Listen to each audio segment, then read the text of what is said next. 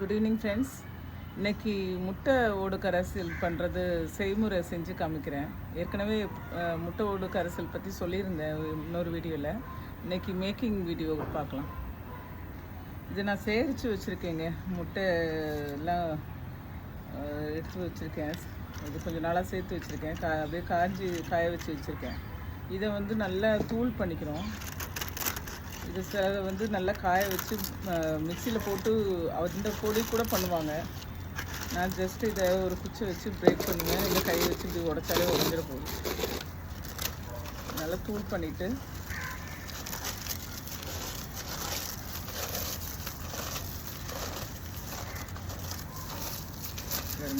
எவ்வளோ இருந்தது இப்போ எவ்வளோண்டாயிடும்.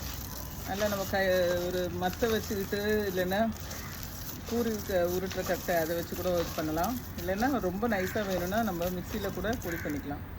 இது இப்படி பொடி பண்ணி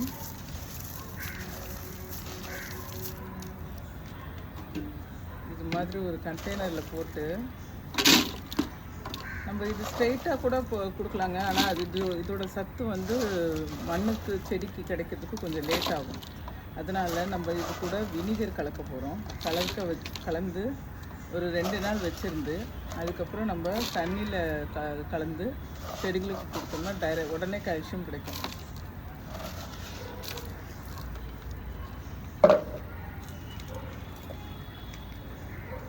வினிகர் கொஞ்சம் சேர்த்துக்கலாம். வினிகர் இதில் கலந்துக்கலாங்க. இது ஒரு அளவுலாம் கிடையாது. இது கொஞ்சம் மிக்ஸ் ஆகிற அளவுக்கு நம்மளுக்கு கொஞ்சம் ஊற்றினா போதும்.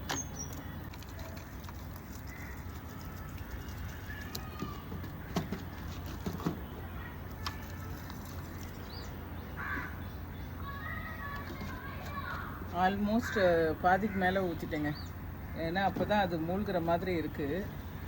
மிக்சர் வருங்க லிக்விடாக இருக்குது. ஸோ இந்த கரைசலை வந்து ஒரு 2 நாளைக்கு நம்ம ஊற வச்சு அதுக்கப்புறம் செடிகளுக்கு தண்ணியில் கலந்து ஊற்றலாம். குச்சி விட்டு கலக்கிக்கிறேன். கொஞ்சம் பிரேக் பண்ணிக்கிறேன். நம்மளுக்கு ஒரு இதில் பேஷன் இருந்ததுன்னா எவ்வளோ கஷ்டமும் தெரியாதுங்க. எனக்கு இந்த கார்டனிங் தான் ஸ்ட்ரெஸ் ரிலீஸர். தேங்க்ஸ் ஃபார் வாட்சிங். லைக் அண்ட் சப்ஸ்கிரைப் பண்ணுங்கள். இதை வந்து நம்ம மூடி 2 நாள் வச்சுருவோம். இந்த முட்டை ஓடு கரைசலில் ரெடி ஆகிடுச்சுங்க. ஒரு நாள்லேயே ஆக்சுவலாக ரெடி ஆகிடுச்சு. நான் 2 நாள் வைக்கலான்னு நினச்சேன்.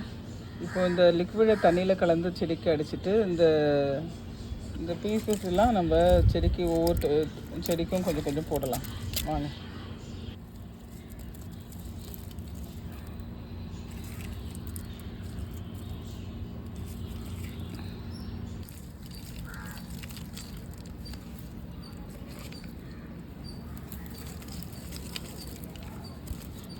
முக்கியமாக காய் கொடுக்குற செடிக்கு போடலாங்க.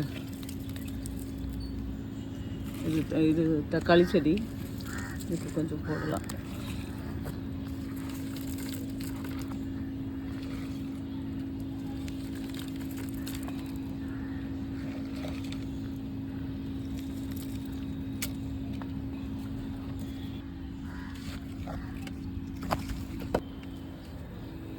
இதெல்லாம் இப்போ தண்ணி ஊற்றிட்டேங்க.